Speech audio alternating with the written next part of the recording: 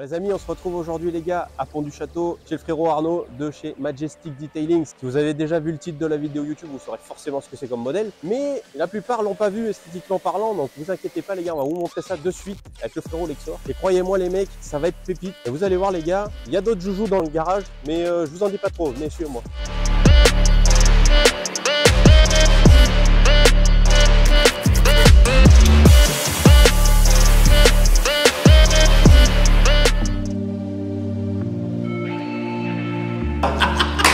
J'ai vu un truc frérot.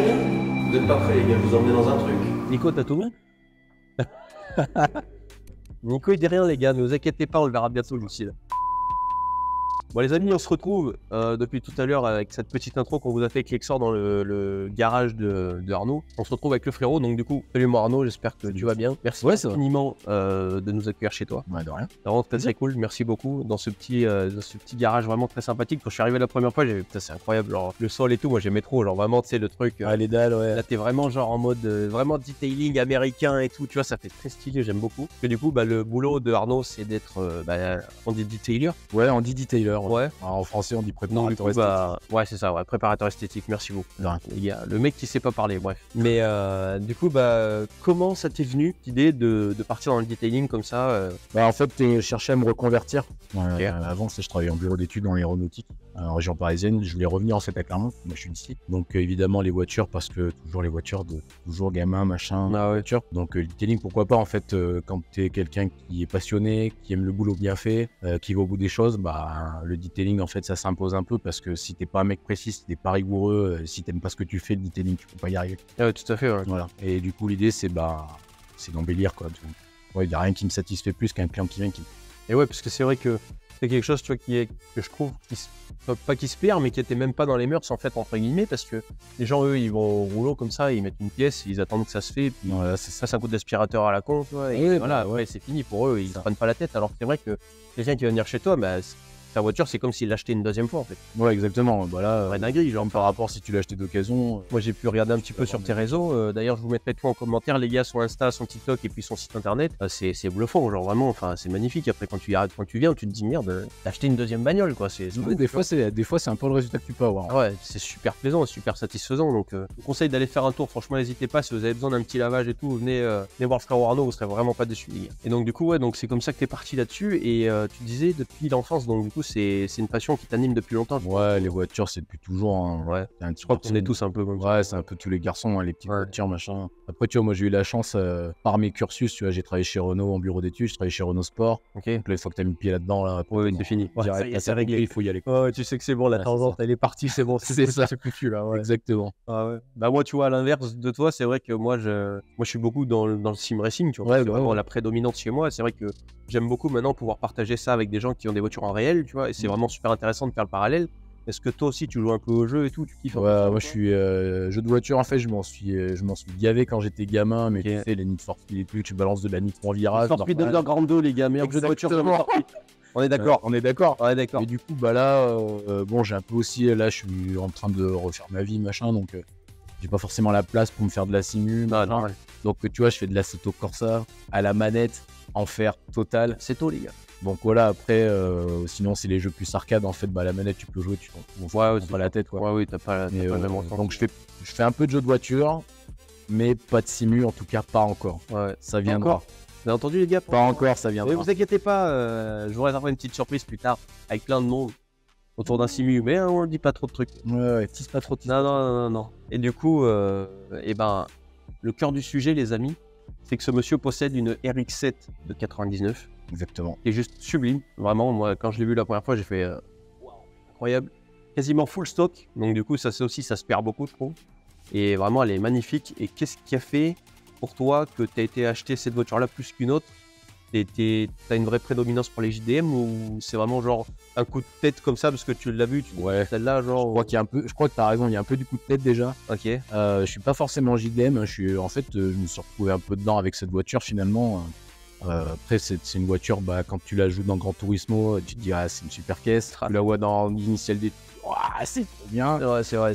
Et après, c'est une voiture qui sort du lot, tu as un moteur rotatif, déjà, le champ carrément à rotatif. part, voilà. Ah, ça. Après, tu commences à regarder des vidéos de 787B ou de la 4 Rotor, là, de Mad Mike. Ouais, tu faut fais, pas trop voilà, tu vois, je veux ça en fait. Ouais.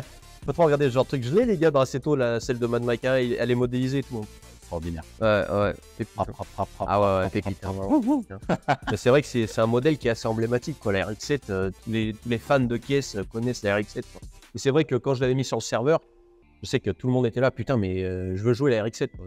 À chaque fois, j'entendais RX-7 toute la journée. En plus, on a mis un petit son rotatif qui est plutôt mignon, donc du coup, tout le monde voulait jouer avec, c'était incroyable. Comme je disais tout à l'heure, c'est une config qui est quasiment full stock en fait. Hein. Ouais, quasiment. En fait, quand je l'ai acheté, elle avait un petit peu de caisse perfo. Mais en fait, j'ai été embêté avec mon autre voiture une fois suite à un accident et elle était pas trop d'origine.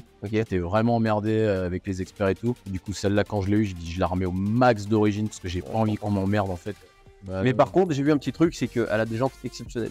Vraiment, j'adore. Ouais, les jantes en pratique là. Les jantes, c'était un peu un kiff. Ouais.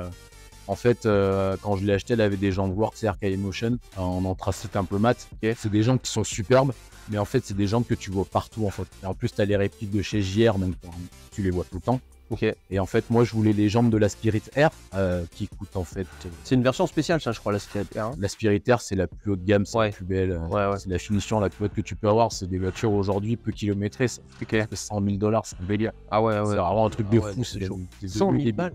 Ouais, je te jure, c'est devenu débile. Et je voulais ces jantes-là, sauf qu'en fait, ces jantes-là coûtent littéralement 2 reins et un foie.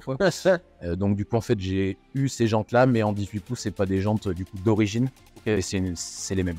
Ok, d'accord. Je trouve vraiment le ton sur ton, tu vois, quasiment genre du gris clair de la peinture et le gris anthracite des jantes. Moi, je trouve que ça rend vraiment super bien.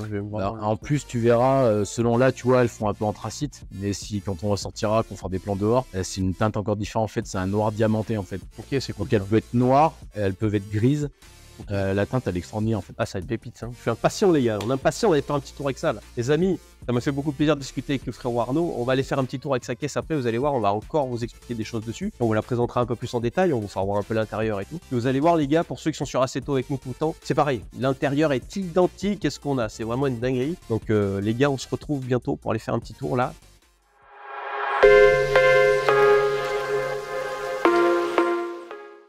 Les amis, comme vous avez pu le voir hier, du coup, on était chez Arnaud pour voir un petit peu cette RX-7. Vous avez vu que c'était une voiture assez exceptionnelle. Hein. Et donc, je me suis dit, pour notre comparatif, je vais passer dans le virtuel, puis on la testera en réel. Et donc, du coup, pour faire ce petit test sur Assetto, les gars, j'ai trouvé une RX-7 qui est plutôt semblable à celle de Arnaud. Regardez, hein, il y a quasiment les mêmes jantes et tout, les mêmes BBS que lui et tout. Enfin, vraiment, la config est quasiment la même. Quasiment, bien sûr, c'est pas vraiment la même, mais elle est quasiment identique. Donc, on va aller faire un petit tour avec cette RX-7. La data est sensiblement celle d'origine dessus, à part qu'elle a un peu plus de chevaux qu'à la normale. Mais sinon, bon, voilà, on va pouvoir tester un petit peu, voir ce que ça donne. On va se faire un petit tour de suite, les gars, sur l'autoroute, hein, bien sûr. On va aller voir sur Chuto ce que ça donne. Donc, déjà, à l'intérieur, bah, c'est vrai que, comme j'avais dit à Arnaud l'autre jour, quand je regardais un petit peu dedans, la voiture est identique à la sienne en vrai. Hein. C'est exactement pareil. Il n'y a pas de différence en fait, c'est vraiment tout est pareil. Je vois là les compteurs et tout pareil, le chauffage, tout est au même endroit. Excepté les manos, bon dans celle-là il y a des manos modifiés un peu à droite à gauche, mais c'est sensiblement la même chose. Niveau comportement, c'est une voiture qui est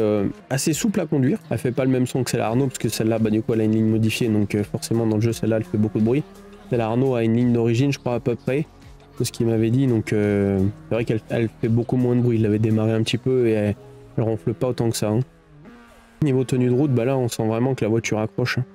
On sent qu'il y a du grip, malgré que ce soit quand même une RWD. Hein. Mais, et ça marche fort. Ça marche fort. Alors je sais pas si en vrai, bah déjà à mon avis, juste la sensation physique va être vraiment différente. Je pense que là-dessus, il va y avoir vraiment une grosse différence. Mais après, en termes de conduite pure, bah là vraiment, je pense que c'est assez semblable. Donc, du coup, bah, on verra ça avec lui. Demain ou après-demain quand on va aller faire un tour avec. Hein.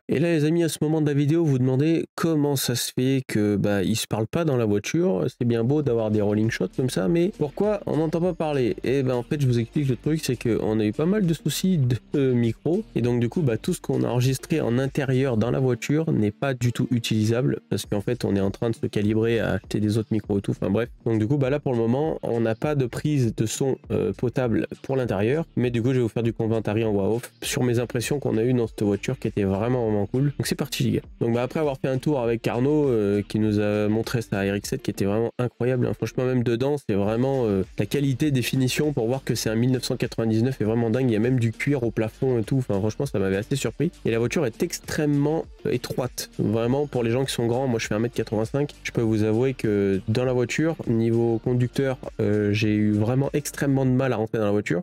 Et à en sortir, je vous en parle pas. Et alors par contre niveau passager, t'es quand même plus à l'aise parce que du coup t'as pas le volant dans les jambes, donc t'es quand même plus à l'aise. Mais après sinon, une fois installé dans les baquets sont extrêmement confortables. Franchement ça par contre c'est un truc de fou. J'ai vraiment beaucoup aimé l'assise. Le volant Nardi est juste magnifique. On a un petit peu discuté de la voiture. Donc la voiture dans l'état actuel que Arnaud la possède, son garagiste qui est GT Import dans la région parisienne, qui lui a vendu le véhicule, lui a dit qu'à peu près avec 60 000 km, ce qu'elle totalise tout de suite à peu près, la voiture coûterait dans les 50 000 € d'occasion. Et puis après, donc les gars, Arnaud m'a laissé gentiment le volant de son RX-7, c'était vraiment exceptionnel. On est parti faire un petit tour avec, et donc du coup vous avez les images sous les yeux pour vous montrer un petit peu ce qu'on a fait.